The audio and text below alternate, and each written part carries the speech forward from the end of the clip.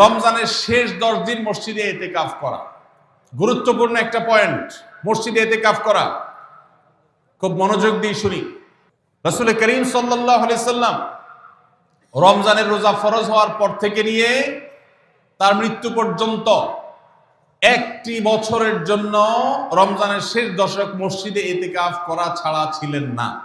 একবার তিনি মসজিদে ইতিকাফে বসেছেন, কিন্তু ইমার্জেন্সি একটা কাজে মসজিদ থেকে তাকে বের হতে হয়েছে। এই জন্য তিনি পরের বছর 20 দিন ইতিকাফ করেছেন। 10 দিন হলো ওই বছরের, আর 10 দিন হলো আগের বছরের যে ইতিকাফ ভেঙে ফেলেছেন সেটার ইতিকাফের কাজা।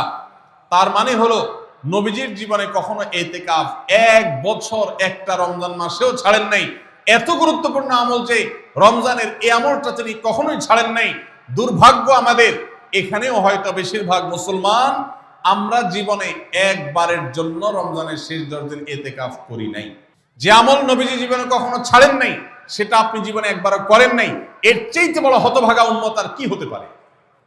ভাইরা আমার, 3টি আমলের নগদ তৃপ্তি আমি অন্তত অনুভব করি। আমি আমার সে অভিজ্ঞতার আলোকে আপনাদের উদাত্ত আহ্বান করতে চাই, রমজানের শেষ দশকে আপনারা ইতিকাফ করুন। যে 3টি আমলের তৃপ্তি, নগদ স্বাদ, অবর্ণনীয় ভালো লাগা কাজ করে, অন্তর্জগতে প্রশান্তিতে পরিপূর্ণ হয়ে যায়, সেই 3টি ইবাদতের একটি হলো আরাফাতের ময়দানের দোয়া। এটার সাথে কোনো কিছুর কম্পেয়ার হয় না।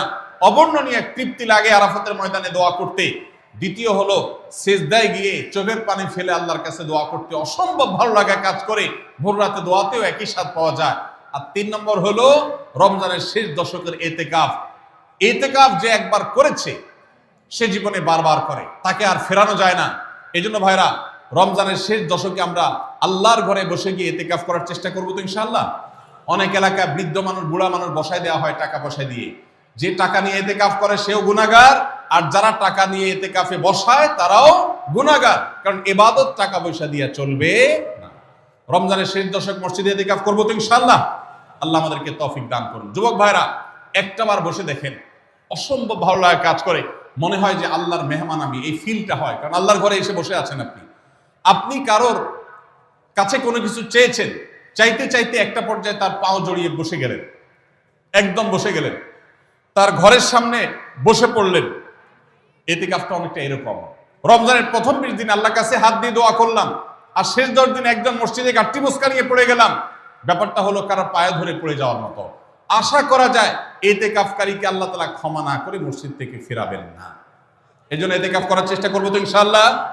আমরা ব্যস্ততার অজুহাত দেই। ভাইরা আমার, যে কোনো মুহূর্তে দুনিয়া থেকে চলে যেতে হতে পারে। এই জন্য এই রমজানে প্ল্যান করেন, যত ব্যস্ত হন না কেন। আমি তো আমার সমস্ত ব্যস্ততাকে এক পাশে ঠেলে রেখে, আল্লাহ আমাকে যখন থেকে তৌফিক দিয়েছেন রমজানের শেষ দশক ইতিকাফ ছাড়া বাইরে থাকবো এটা চিন্তাও করি না।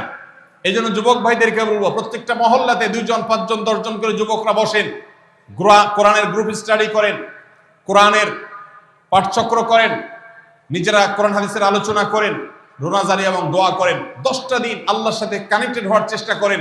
12 মাস ইবাদত, দাওয়াতের কাজ, ইসলামের কাজ করবেন, ইনশাআল্লাহ সেখানে বরকত পাবেন। রমজানের শেষ দশকে ইতিকাফ করবেন তো ইনশাআল্লাহ। আল্লাহ আমাদের সবাইকে তৌফিক দান করুন। 23 নম্বর আমল হলো শেষ দশকে ইবাদতের মাত্রা বাড়িয়ে দেওয়া। আমরা উল্টাটা করি। আমাদের দেশে রমজানের প্রথম দশকে মসজিদ ফুল হয়ে, বারান্দা ফুল হয়ে, রাস্তায়ও মুসল্লি দাঁড়ায়। আর 10 রমজান চলে গেলে 20 রমজান পর্যন্ত বাহিরের মুসল্লি কমতে কমতে বারান্দার মুসল্লি কমে ভিতরে চলে আসে। আর শেষ 10 দিনে আসলে, ঈদের দিনগুলো যখন কাছে আসে, তখন 5 ওয়াক্ত নামাজের ওই নিয়মিত মুসল্লি ছাড়া বাকিগুলো সব উধাও হয়ে যায়। নবী সাল্লাল্লাহু আলাইহি ওয়াসাল্লাম কি করতেন? তার উল্টাটা। আম্মা জান আয়েশা বলেছেন, কানা ইয়াজিতাহিদু ফীহি মা লা ইয়াজিতাহিদু ফী গায়রি। আমাদের নবীজি সাল্লাল্লাহু আলাইহি ওয়াসাল্লাম রমজানের শেষ দশকে ইবাদতের জন্য যত কষ্ট করতেন, যত সাধনা করতেন, অন্য কোন সময় ইবাদতের জন্য এত সাধনা করতেন না। অথচ আমরা দেখা যায় শেষ দশক অবহেলা কাটাই। এই জন্য ভাইরা, শেষ দশকে ইবাদতের পরিমাণ আরো বাড়িয়ে দিতে হবে, আমলের পরিমাণ বাড়িয়ে দিতে হবে। এটাই আল্লাহ তাআলার নির্দেশনা, সেটাই রমজানের শেষ দশকের আমল। 24 নম্বর আমল হলো শেষ দশকে পরিবারকে ঘুম থেকে ডেকে তোলা। এটা আলাদা সুন্নাহ। নবী সাল্লাল্লাহু আলাইহি ওয়াসাল্লাম রমজানের শেষ দশক হলে কানা ইযা দাখালাল আশর আহইয়া লাইলা ওয়া আইকাযা আহলা। তিনি পরিবারকে ঘুম থেকে ডেকে তুলতেন এবং স্ত্রী সঙ্গ ত্যাগ করতেন শেষ দশক, কোমর বেঁধে ইবাদত করতেন, এটা 24 নম্বর আমল। তাহলে শেষ দশক পরিবারকে ঘুম থেকে রেখে তোলা। নবীজি অন্য কোনো সময় ঘুম থেকে ইবাদতের জন্য ডাকতেন না, নফল নামাজ যার ইচ্ছা সে পড়বে, ইচ্ছা পড়বে না।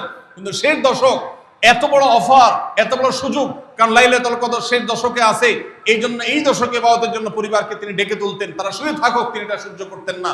এই জন্য 24 নম্বর আমল হলো রমজানের শেষ দশকে পরিবারকে ঘুম থেকে ডেকে তোলা এবং স্ত্রী সঙ্গ ত্যাগ করা শেষ দশকের জন্য।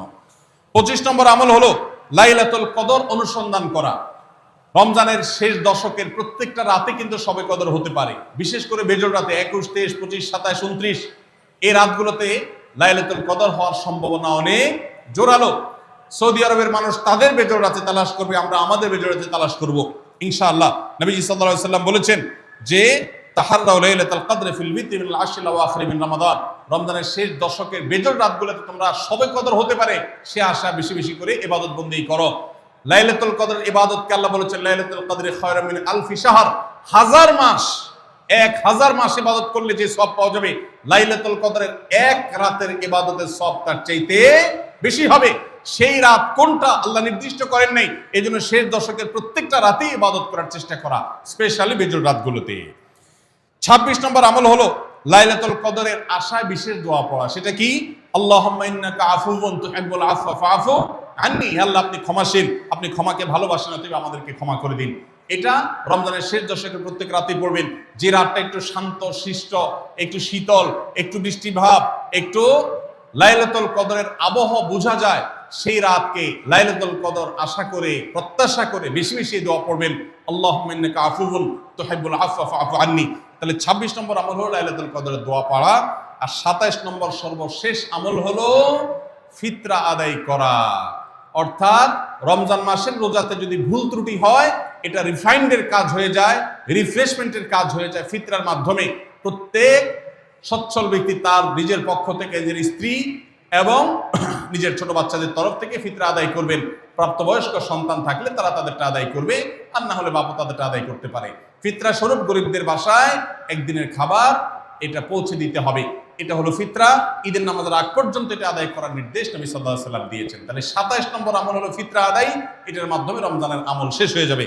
আমি আবার এক নজরে 27টি আমল আপনাদেরকে বলে দিচ্ছি। নাম্বার 1 চাঁদ দেখা, নাম্বার 2 রোজা রাখা, নাম্বার 3 তারাবির নামাজ আদায় করা, নাম্বার 4 সাহরি খাওয়া, 5 নম্বর আমল হলো শেষ সময় সাহরি খাওয়া, 6 নম্বর আমল হলো ইফতার করা, 7 নম্বর আমল হলো তাড়াতাড়ি ইফতার করা, এবং 8 নম্বর আমল হলো ইফতারের দোয়া পড়া, 9 নম্বর আমল হলো সাহরি এবং ইফতারে খেজুর খাওয়া, 10 নম্বর আমল হলো রমজান মাসের সকল গুনাহ বর্জন করা, 11 নম্বর আমল হলো বেশি বেশি দোয়া করা, 12 নম্বর আমল হলো মিথ্যা কথা এবং কাজ পরিহার করা, 13 নম্বর আমল হলো অশ্লীলতা এবং ঝগড়া বিবাদ রমজানে রোজা রেখে না করা, 14 নম্বর আমল হলো ভালো কাজের পরিমাণ এই মাসে বাড়ায় দেওয়া, 15 নম্বর আমল হলো বেশি বেশি আল্লাহর কাছে ক্ষমা চাওয়া, কারণ এই মাসে আল্লাহ বেশি ক্ষমা করেন মানুষকে, 16 নম্বর আমল হলো অন্য রোজাদারকে ইফতার করানো, তাদের বাসায় ইফতার পাঠানো, আর 17 নম্বর আমল হলো বেশি বেশি কোরআন তেলাওয়াত করা, 18 নম্বর আমল হলো কোরআন নিজে পড়ে আরেকজনকে শোনানো, আবার তার তেলাওয়াত নিজে বসে শোনাশুনি করা, 19 নম্বর আমল হলো দান সাদেকা করা,